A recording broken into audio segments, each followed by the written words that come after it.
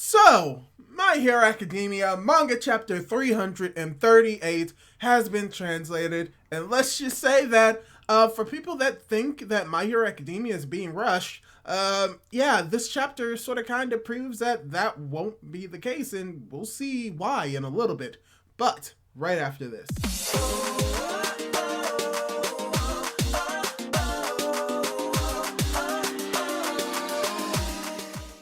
Hey guys, how's it going? It is your boy, Manga Man Drew, and I'm here to do my manga review for My Hero Academia, manga chapter 338, titled The Story of How We All Became Heroes, Part 1. Ooh, I wonder what this is really alluding to, because there's a few ways that we could take it. We could take it like Jujutsu Kaisen route of it being like a part 1, part 2, part 3, all until like the end of something happening. Or it could also be more like Bleach, again, where it's like you have part 1 and then something else happens, and then you have part 2, something else happens, and then you have part 3, and they're spread out a little bit. I guess that's not really a like Bleach thing. I'm trying to think of where something like that was used, but I can only really think of Bleach. So yeah, based off that chapter, we once again are going to be focusing on the students, specifically Aoyama as well as Deku, as seen with this cover page that we have right here. But yeah, we're actually going to take it a little bit slower. We did get the reveal of the UA trader a few chapters ago, and we've been focusing on that for a while. And from what we see in this chapter, it is still going to be a focus in the story moving forward, but now we've addressed the big issue that's going on. This kind of wraps up everything that we saw last chapter, but not the entire trader plotline, and we'll see exactly how that is done in this chapter. So, before we get right into the review, I'd like to ask you, if you haven't done so, to subscribe to my YouTube channel. I make content about My Hero Academia when it comes to the spoilers, the discussions, as well as these reviews. So if you like My Hero Academia content, or if you want to see me do more content outside of My Hero Academia, subscribe to my YouTube channel, and we'll see what we can do. Without the way, let's get right into the review. As I said, we started off with this chapter with a cover of Deku and Aoyama, where we have the one line that says, "Two former quirkless boys, two different fates," which in reality, yeah, they kind of took two different paths that led them down two different directions, one being a hero and the other one pretty much being a villain. And we see that that is something that they are not going to hold against Aoyama, not necessarily the villain aspect, but the fact that he was quirkless and became a villain to a sense. So ironically enough, or more funnily enough, we start off the chapter with Sansa as well as Tsukachi saying, Deku, first of all, you can't reach out for his hand. He's literally restrained. Second, under these certain circumstances, a crime is a crime, and he committed it with All For One, so he's still going to be in trouble with that. And lastly, he could still be rigged to explode, so we have to do further interrogation of him before anything else is going to go down. So you have Tsukachi, who's being very cautious with this, and it's like, yeah, he's still a criminal, as well as he brings up like the idea that, yeah, you literally can't like reach your hand, but the hand thing is supposed to be symbolic, but also literal. So, you know, it's just a funny reference to how many times like someone has like reached their hand out, but like we've never actually seen them touch hands. It's very symbolic, and he's like questioning the symbolism of it in this part of the chapter. So it's kind of like a humorous moment that's really just taken seriously, and it's just an observation most likely that Hirokoshi is having with his own work, because there are a lot of hand motifs in this series, so much that I may make a video on it. But yeah, you just have Deku just really not coping with this, as you have Tsukachi like questioning the Aoyama family about why they didn't report to All For One about the Kamino incident, where we get this explanation that the reasoning why is because they only report to All For One when All For One wants it. So it leads to them like having really no say or really no connection with All For One, except the connection that All For One wants. And this is gonna tie into like a main point that is going to be made, not necessarily by Tsukachi, but by the students, about how Deku's like, we are having trouble, and how it's nearly impossible to locate All For One. And weirdly enough, we have Kaminari coming to this conclusion on his own, which is pretty much saying that we can use Aoyama to deceive All For One so that they can influence the actions at the very least. And other characters come to this realization as well, such as Omo and Mineta, and this is very interesting, and when you really think about it, it makes sense, because Kaminari and Mineta were the ones that were like questions like, oh man, this is going to be easy. We'll have an easy time taking down All for One, where Bakugo and Momo just shot them down instantly. But now that they've been shot down, and they probably thought of this idea that they could probably use Aoyama to deceive All for One, and you have Aoyama in this situation questioning why they still trust him even though he's a villain. So yeah, it just shows that the kids are actually intelligent, that they are thinking about this a little bit more logically than they are thinking about it only on their emotions. They are using their emotions to sway their actions, but they're also thinking about it in a logical way.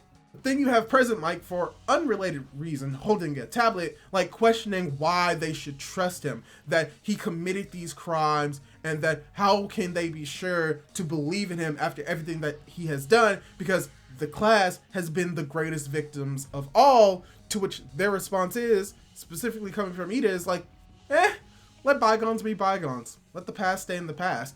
And many people are probably going to complain about this and say, oh, this makes no sense. Oh, they're just going to forgive him, blah, blah, blah, blah, blah, blah, blah, blah. But there's a little bit more context for this, especially from what Ida is saying. He's saying that, yeah, he realizes that they have done wrong, but they also accept the responsibility that they were unable to help him and see the pain that he was going through, and that he wants to, once again, lend a helping hand to some classmate that is crying, and that he wants to do this so that he and everyone else can be equals once again.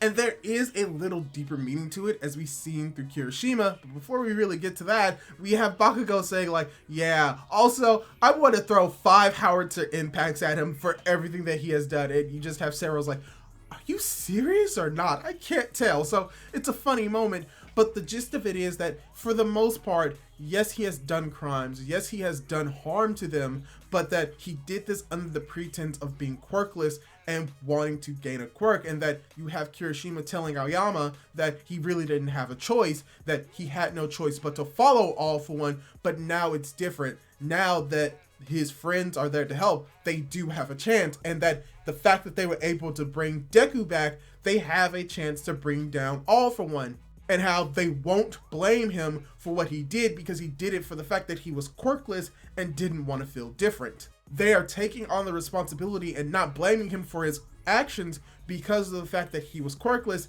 in the same vein that they don't blame Deku for what he has done because he was also quirkless and took on heavy burdens upon himself because of it. So the gist of it is that even though he has done things in the past, we've seen presently that he doesn't want to work for All for One, and that he's most likely going to be willing to change. So that's why they're willing to let the past be the past, because Aoyama is still willing to change and is most likely still willing to be a hero and stand alongside them as equals. So yeah, it's not as simple as like, oh, they're going to forgive him because he's a friend. No, they're trying to forgive him and allow him to stand on the same side as them because they know who he is and they see that he wants to change and that he's actually a good person. You can give a criminal a second chance if they're willing to change, and if you don't, then you're just perpetuating a system where no one can ever be redeemed for the single actions that they have committed in their past, which, guess what, is not the present. So yeah, that's my quick philosophical ideals on criminal justice in the world. But let's talk about kids in a fictional world with superpowers, because you have Tsukachi's like, yeah, I understand your emotions, but like, we still have to deal with this properly. Like, we have to like take control of the situation. As you have someone coming in saying, Midoriya, do you even have a plan? As Midoriya's like, no. As this person's like, Tsukachi, yeah, I understand what the kids are feeling. I take responsibility myself. As we get the reveal of who is talking, and the person is Aizawa from the hospital, where Aizawa's like, yeah, no, I'm not going to expel you from UA, which, you know, ties it to the idea that he has control over the students and whether or not they can stay at UA or not. And he doesn't plan on expelling them, but he does apparently have a plan that because he's in charge of Class 1A, that he has a plan and that he wants the plan to be said without Aoyama and his family hearing it, where we get a couple panels of just shocked and like questioning and like mulling over what he is saying. We don't hear what the plan is, which in actuality is good, mainly for the fact that when a plan gets revealed, 9 times out of 7, it is going to fail. Because just think about it. Every time that we've heard like the plan being explained specifically by All For One, it 9 times out of 10 fails. And it's either it fails because we get it in the situation itself, or it fails by not even getting off the ground and achieving the actual goal. But in this instance, their goal is just to deceive All For One. So if we don't hear what the deception is, similar to Aoyama and his parents not hearing them as well, then there is a higher chance that it's going to work with the concept and the idea of a story being told. So yeah, this is kind of a meta-analysis of it when it comes to this situation. So it makes sense that we don't hear it, as well as Aoyama's and his family doesn't hear it, so that the chances of this plan actually working is going to actually be a thing. And if I were to guess what the plan is, it's most likely just using Aoyama to provide false information to trick All For One into a specific location, or trick All For One to act before he may want to, and then it leads into a trap. So we probably won't get the plan until it has been enacted and has been successful, or right before it's supposed to occur, where it will fail. So we just have to wait for that plan, but most likely we are going to be getting it at a later date. So after that, you just have Tsukachi as well as Sansa the cat, which I'm glad that that cat is playing a bigger role in the story, where they're like, yeah, we just need to find more evidence to make sure what they're saying is true, so we're going to be taking him to HQ. And as they're doing this, you just have Deku yelling out for Aoyama, but Aoyama is unable to respond at all, with just a slight head turn away from them, showing that he still isn't happy with himself and that he can't really look them in the eye after everything that he has done. So yeah, the traitor plotline at this moment has ceased to be the main focus, as we're going to be focusing more on the hero costumes, specifically for Ida as well as Deku, because they bring up this idea, or bring up the fact that the hero costumes are in tatters and how they need to get more gear, or they need to get their gear ready for this large fight. And as they're talking about this, we really don't see any of the students' faces until Hagakure begins to say that we will definitely defeat them, because you just have this one panel of all of these students in class 1A, you know, besides Deku, Aoyama, and Hagakure, for obvious reasons, with like this intense angry expression on their face. And you can tell that it's intense and anger because their faces are shaded over with the slash shaded lines. So yeah, you can tell that they're all mad, and they're all mad at the fact that All For One has done all of this. So when Hagakure says that we will defeat them, they all say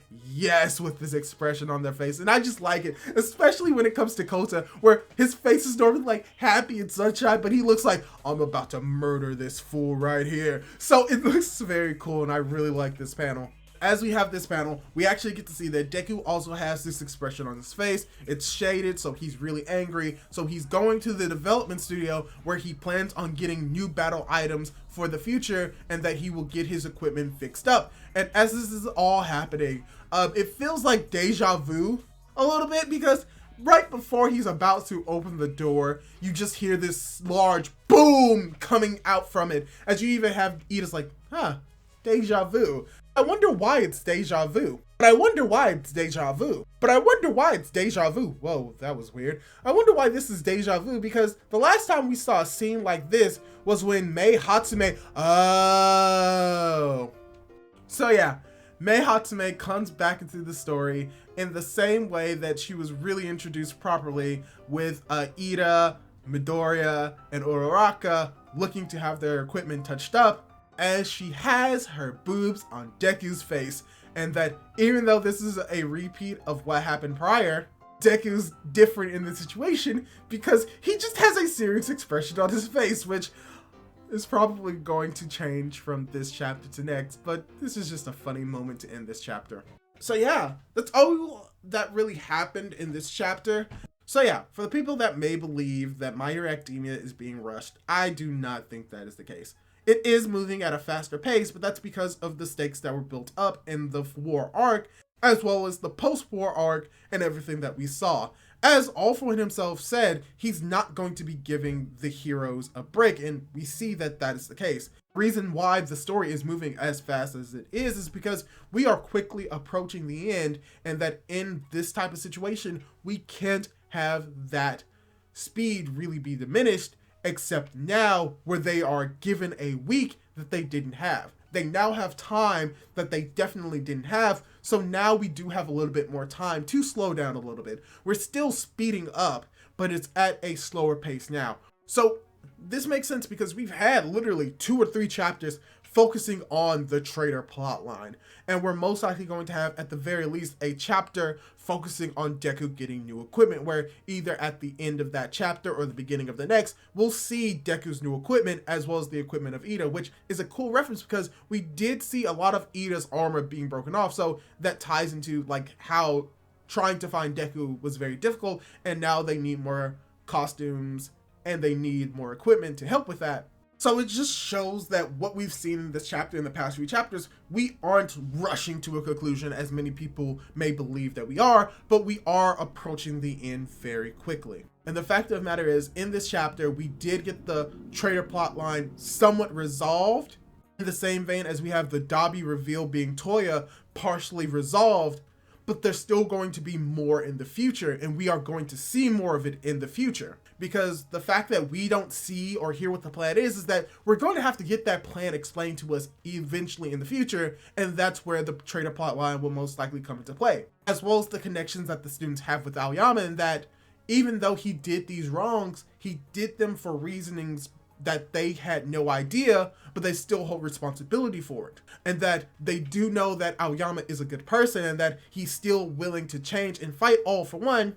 It's just that he was put in a situation where he really didn't have a choice, but now the students are giving him a choice to actually do what's right and letting the past stay in the past so that they can look towards a brighter future. But yeah, that's all I really have to say about this chapter for now. So, what did you think of the chapter? Did you like it? Did you dislike it? Do you think that it had too much comedy? Do you think that My Hero Academia is being rushed? Leave your thoughts down in the comments down below. Leave a like on the video if you liked it. Subscribe to my YouTube channel if you'd like to see more content like this. And don't forget to hit the notification bell to be notified for whenever I upload more content like this. Do all that cool jazz. And hopefully, I'll be able to catch you in my next video. Goodbye!